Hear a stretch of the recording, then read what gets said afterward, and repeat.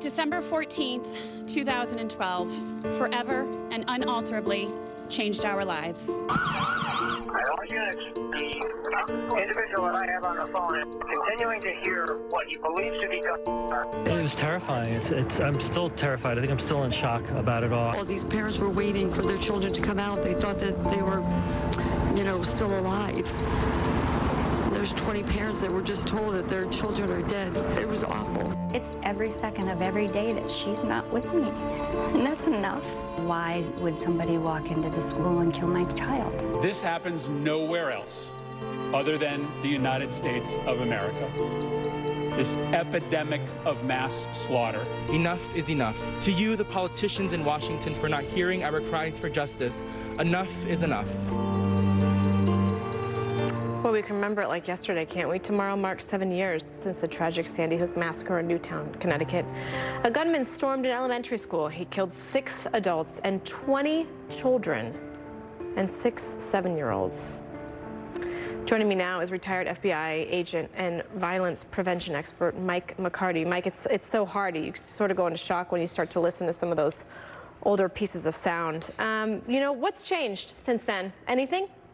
No, great question. It's a sad day when we have to memorialize a tragedy like this at one of our schools, especially an elementary school. I think some of the lessons from Sandy Hook is because the way the shooter, shot his way into the building, that the immediate reaction has been to really harden schools. And so there's been a lot of emphasis across the United States to really harden the structure itself, bullet-resistant glass. All of these things are absolutely important pieces to add to a 360 solution, but even bullet-resistant glass only slows the attack. I think the key where we need to take this conversation, and a lot of the conversations we have with schools, is we want to intersect with a shooter like this long before he's made a decision to kill and or die. I've heard the word a lot, especially in the past 7 years, the word soft target. And it's not really just schools, right? I mean, there's other, quote, soft targets. Are those getting better protected? Can they be better protected? But you said just now that it's really interception before it happens. Yeah, clearly soft targets. I think what we want to do is we got to start moving our security further away from the front door. And what I mean by that, if we only focus on the structure itself, at some point there's going to be a breach. And so what we really have to do is look at this most recent Secret Service guide that came out in November of 2019, and they boldly state, having looked at 41 incidents of targeted school violence, that this is a preventable crime. And so what are they saying? They're saying that having looked at these 41 schools that had targeted violence, that there's dots, there's connections, there's behavioral issues.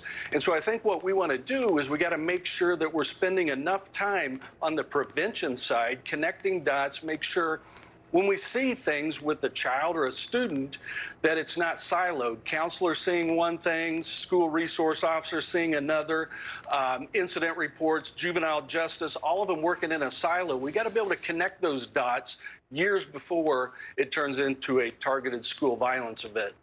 Mike, before I let you go, a lot of parents out there feel helpless. What do you say to them? What questions do they ask when they go to the school? What do they want to look for? I mean, they feel lost, right? Powerless. No, great question. We have hope. I think this most recent Secret Service guide says there's hope. I have 4 children in public schools. Believe me, in the schools they attend had a targeted school violence event 20-some years ago. See something, say something, anonymous reporting and texting. Parents, talk to your children about this on a daily basis. And so, there's a lot that we could do as a community, but understanding as a parent, there's a lot of things that need to happen that are not going to be visual to a parent showing up at the school to drop a child off. All right, Mike McCarty, thank you so much. Like we said, it's been 7 years since we said goodbye to those beautiful children. Thank you. Thank you.